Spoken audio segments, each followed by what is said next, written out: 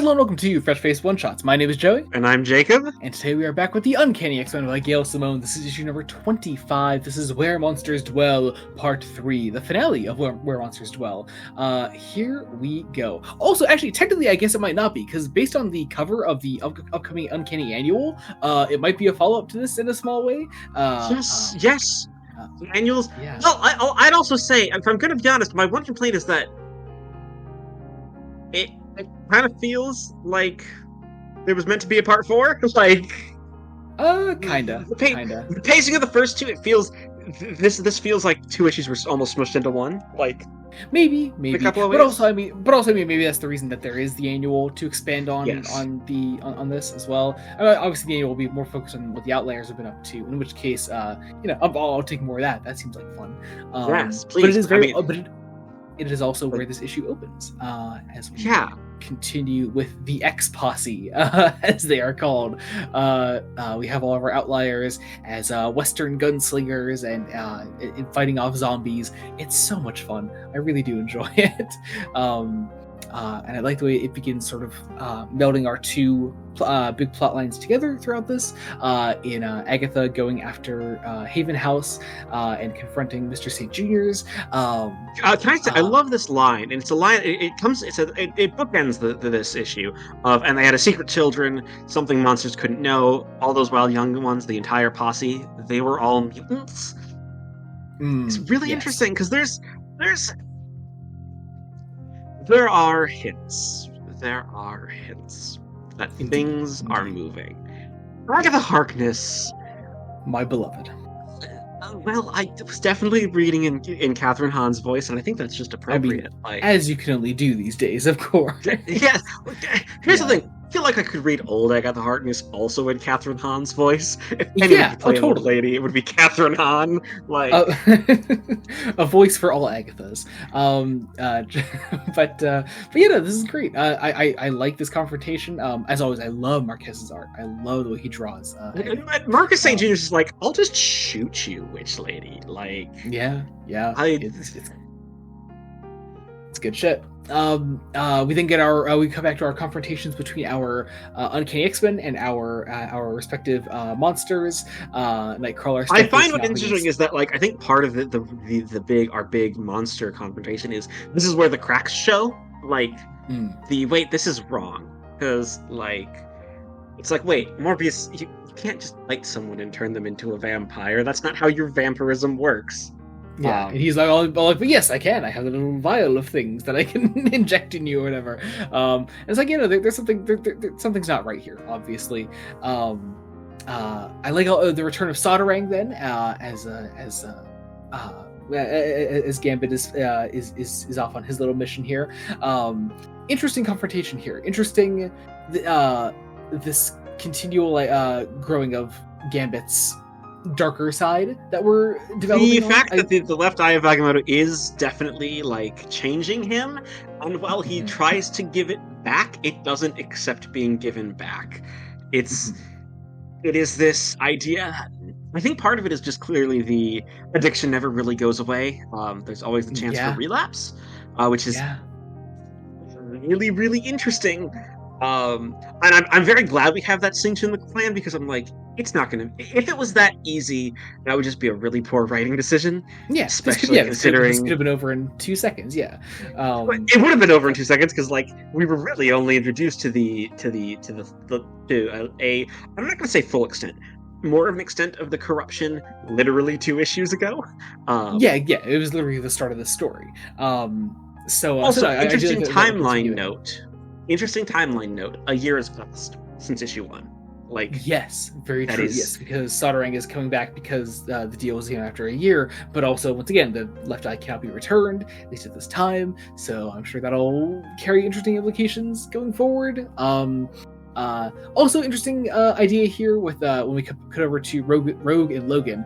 Logan being transformed into a werewolf. There's this idea that his regenerative factor can combat lycanthropy, which is a fascinating idea. It might go away to possibly support your idea that maybe this is supposed to be a longer story. There might have been a more complex reason for that. This is literally the one plot point that my brain is just like, hang on, like, well, this that, feels and I too... think the freeing of Elsa and the rest of our monsters is a little too convenient, perhaps. It happens kind of fast, but I still really enjoy this. I can't dislike a Gail Simone X-Men issue, of course. I think it's good. I think it's good, and I think the character work is still stellar. I think always the fucking art on God, especially through Agatha Harkness's villain monologue, it goes really, really hard.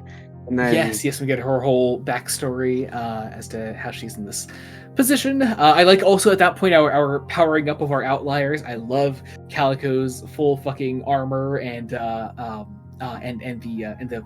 flame sword and the armor on Ember as well. Really cool stuff. Some great action here to sort of close out this sequence with Agatha. A great splash page as well, as they're all sort of ganging up on her. It's awesome. I like some of the redesigns. I want to say it doesn't sound like redesigns, but like there's some updates to every design except Ransom. Like, everyone's updated ever so slightly. Not Jitter, I don't think, but definitely Deathstream and Calico. Deathstream.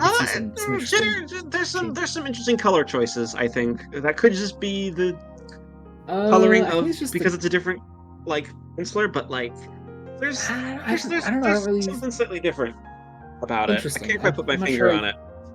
Huh. All right.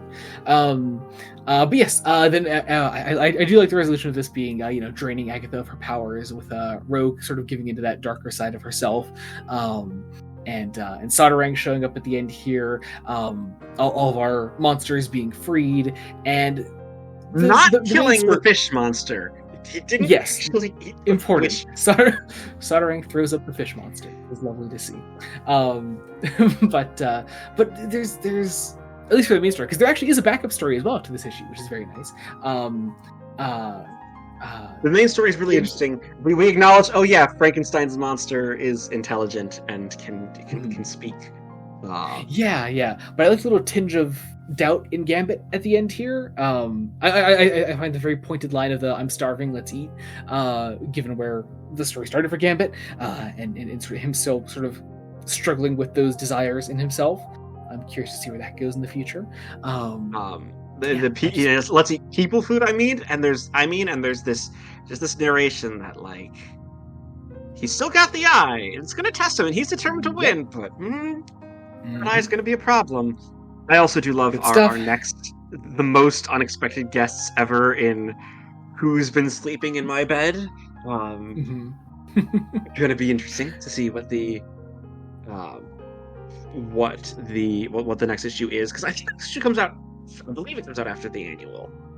We have the annual in between. Because the annual's like in the first or second Wednesday of April. I think. But as said, there is a backup to this issue as well. This is They Dwell 2 in the Human Heart, with art by David Messina. Very interesting change of pace art wise. It's a very simple story, but one that I'll always love to see. I like focusing on our outliers. I love these characters that are. I keep wanting to call them new characters. They've been around for over 2 years. They're not exactly new, I guess. But I don't know. I just love the focus on the outliers. It's a missing persons case. We get some development on Jitter's family in this, and I don't know. I really like it. It's only 5 pages. 5 pages. Very simple story. I don't know. There's not much to complain about. It's very cool. I just like expanding on these characters in a meaningful way. This idea of Jitter's family being awful. Which you can tell by the everything about her, but no, I like the way that she's able to stand up to it. I do. There's actually a great little touch here. I find her the lettering. I find her stutter gets a little worse when she's in front of her family as well. Jordy, this character's name is. It seems that there's a bit more of a concentrated effort to have the stutter be more prevalent in front of Jordy. It'll be interesting because I think Jitter's backstory is the one that we've, at least up to this point, we've gotten. I think just the least focus on. Yeah, definitely had the least about her. We know enough to to know get on enough, with our but day. but But there's more to say, and it's I like this is a backup that understands it's a backup, and it's a very small story, but it is a yeah, really damn good small story. Like yeah. Good stuff. Very meaningful, very important, and hey, could be very important, especially to the run at large. Come later issues. Who's to say? But all that's to say, another banger for Gail Simone's Uncanny X-Men. What else is there to say? It's so good, so good. But if you enjoyed this, there are other Fresh Face one-shots we do as well. We cover Superman by Joshua Williamson, Wonder Woman by Tom King, and Batman by Matt Fraction.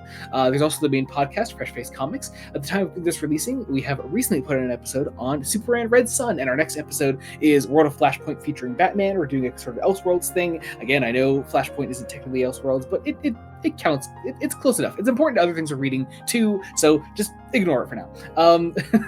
There's also our Patreon, patreon.com/Blooded Studios. You can get all kinds of fun things there, like early Star Trek reviews, exclusive Star Trek commentaries, Fresh Face extras, bad movie commentaries. And if you're not into any of that, although there is so much you can get from it, there's only a $1 general support tier. It's the Cadet tier. It'll get your name down in the description of every video we put out. People will see your name down there, see you're a cool person, and they will want to be a cool person too, and they will join the Patreon. That's exactly 100% how it goes. There's also our link trees, our socials, all that will be linked down below. You can follow us wherever you want to follow us. Subscribe to the channel, Blooded Studios, and your support means the absolute world to us. Thank you all so much for watching. Until next time, this has been Joey Morgan and Jacob Licklider. Goodbye. Goodbye.